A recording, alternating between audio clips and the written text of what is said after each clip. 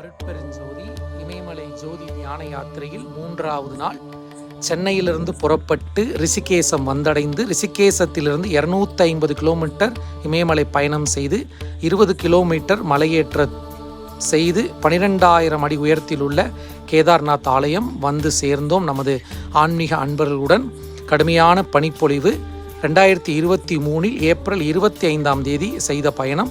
அன்று இரவு நமது யாத்திரை அன்பர்களுக்காக ஒதுக்கப்பட்ட அறையில் தங்கினோம். நம்ம அறையை சுற்றி பார்த்தீங்கன்னா முழுக்க ஐஸ் கட்டி குமிஞ்சிருந்தது.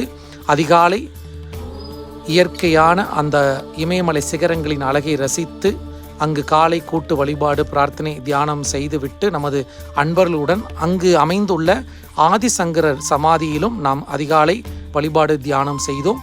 இந்த ஆண்டு 2024 மே மாதம் 11ஆம் தேதியிலிருந்து 21ஆம் தேதி வரை யாத்திரை ஏற்பாடு செய்துள்ளோம். அனைவரும் கலந்து கொள்ளவும்.